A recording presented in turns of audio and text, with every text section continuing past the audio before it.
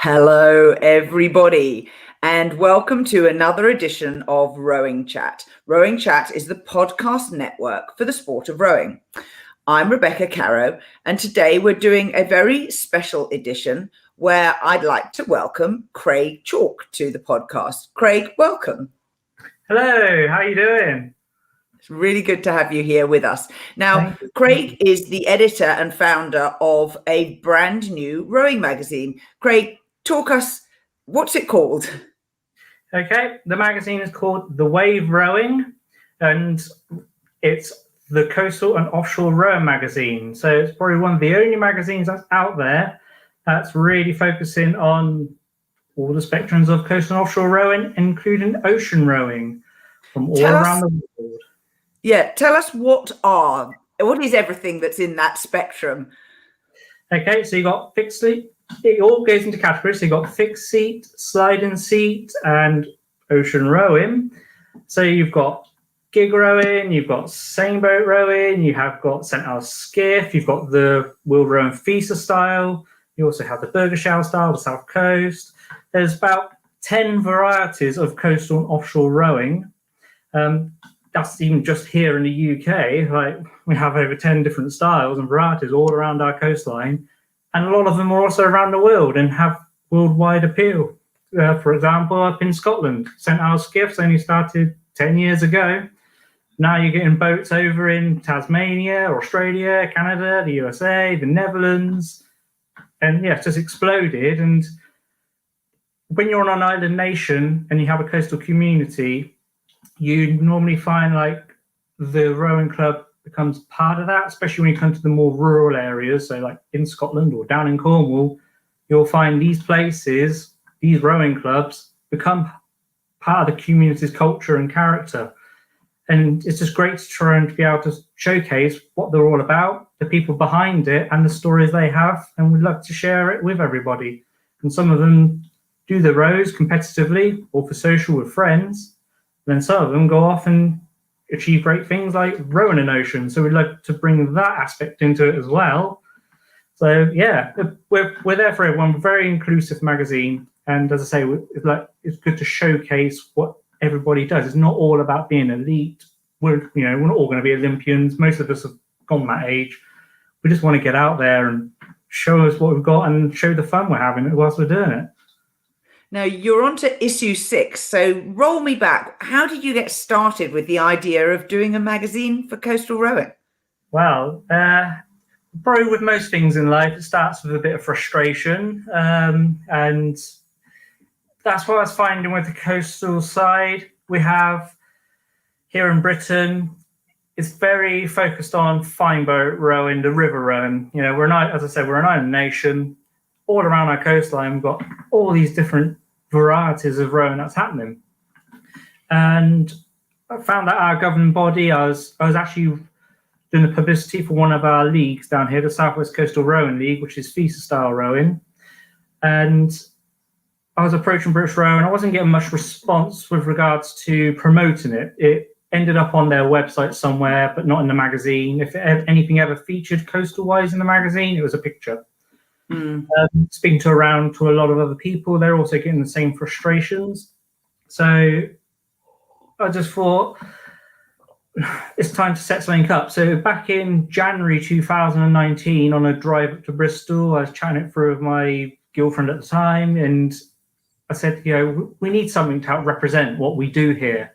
Everyone's got the same. Everyone's complaining about the same thing. No one's feeling like they're being represented.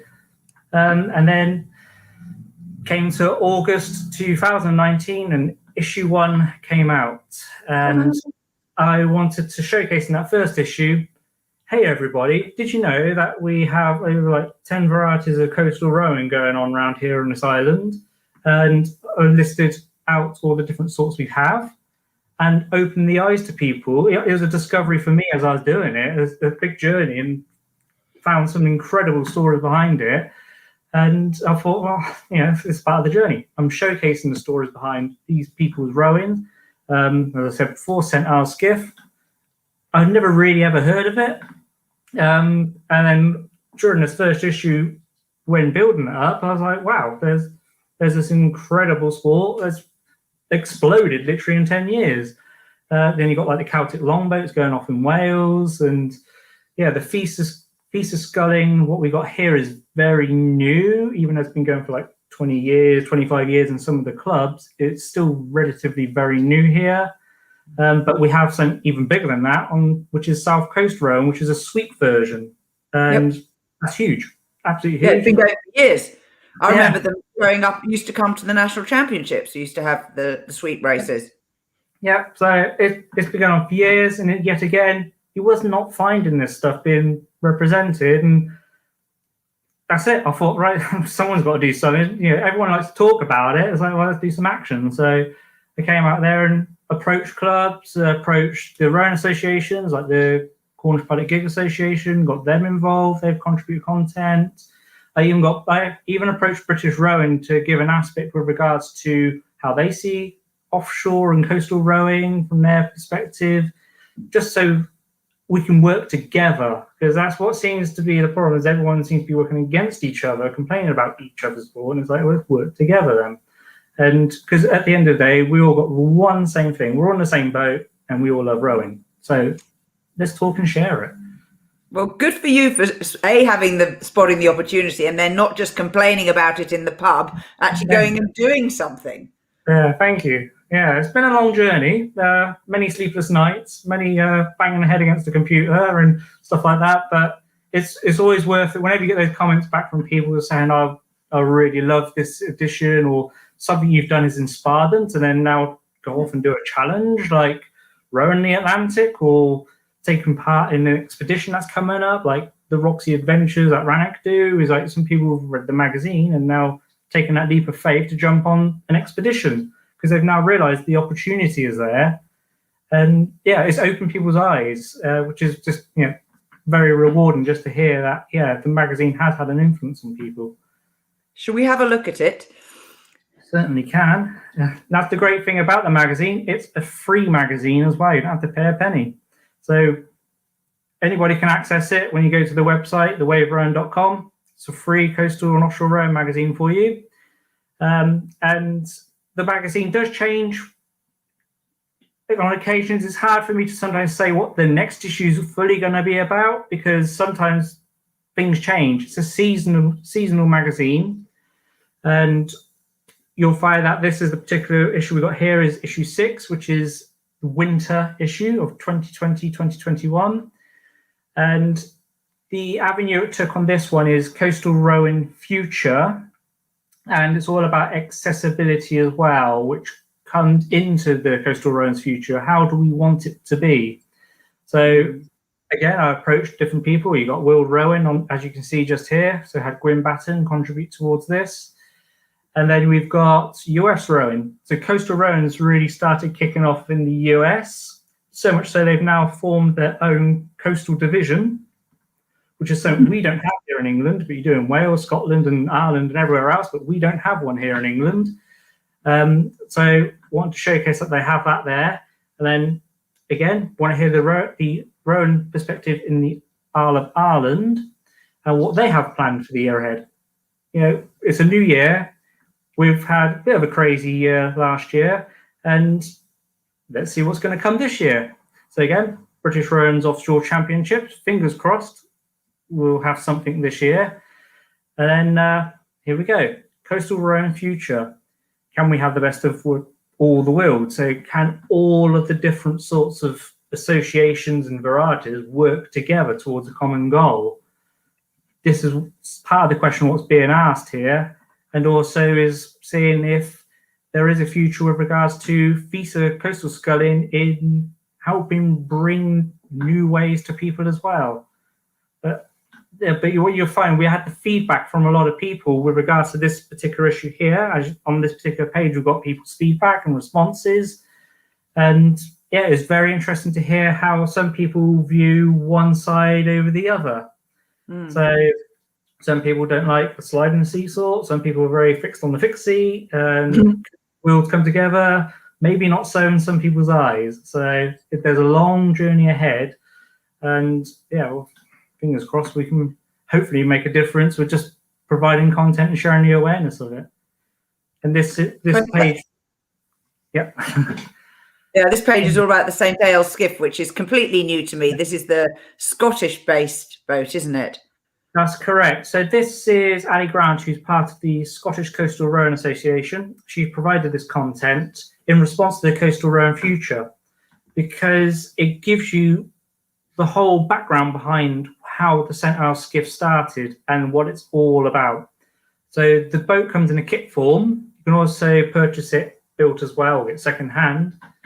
And it comes in a kit form and you get the whole community together. So you literally could, in the back of your pub, your local pub, in the little shed, be building a boat involving the whole community to come and share skills, learn new skills, the craftsmanship of building a boat, how to look after it, and then, most importantly, get out on the boat and enjoy it. And that's how it's become so accessible because of it.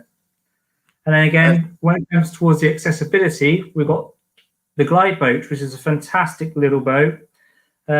It's made of plastic, which is fantastic, because it's now we can actually put it on our beaches here. In Britain, we're not all the golden sandy beaches. We've got loads of shingle and pebbles and everything. This is a very robust boat. And not only that, it's allowing juniors to get out on the water from the ages of 8 years up, which is something we're really struggling with in engaging the juniors. So yeah, it's fantastic that we can actually now have a boat that can go out there and really encourage juniors to get involved within the sport that's within their community, such as say coastal sculling. So fantastic, and how interesting to see actually how quickly things are changing. And you said the St Ayles skiff is only 10 years old as a boat design. Yes, design-wise, it's a lot older than that. It was actually spotted in a museum. That's revived.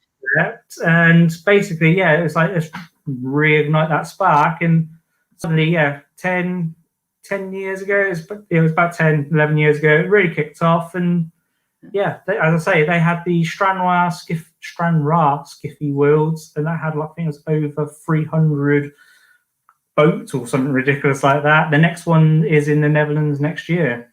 So it's absolutely huge. Brilliant. So what's new for you and the Wave Rowing Magazine?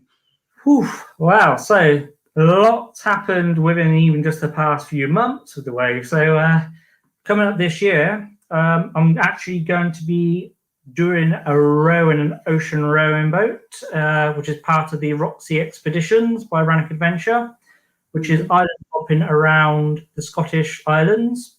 And it's basically allowing people to get more accessible in ocean rowing with regards to you don't have a crew or you haven't got the finances, but you want to do something. Well, this is giving you the opportunity to do it. So I'm going along and will be writing my review and sharing the experience with you to show, like, here are the opportunities, and it's so accessible now to go off and do this kind of stuff.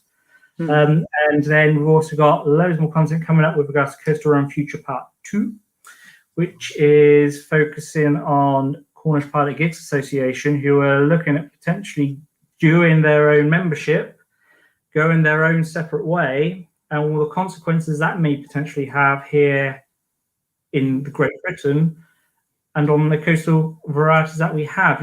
If they go alone and we don't all work together, what's going to happen with regards to this? So I'm going to be focusing on that. I'll be approaching British Rowing as well to get their response to it all. And also we're going to be focusing on US rowing. So US rowing is in coastal rowing in the United States. It's kicking off over there. So we want to find out what's going on. So yeah, we're going to be speaking to different rowing associations and companies, businesses, clubs, in order to find out the world of rowing over in the United States. Now, tell the listeners where they can get hold of the magazine, and I think you also have a newsletter, is that right? That's correct. So when you subscribe, you'll also get a monthly newsletter in between the issues. This is all accessible. I say it's all free at thewaverowing.com. So yeah, you just go there, you can download it, then you can print it if you wish, or if you want to save the environment and not print it, then you have it as a flip book, or just read it as the download version. And also, yeah, you can look on our website. I'm trying to do the website to complement everything. So that's what's also coming up, is the website is going to be more of a guide and a resource for the different styles of rowing that you like to do, whether it's ocean, whether it's sliding seat or fixed seat.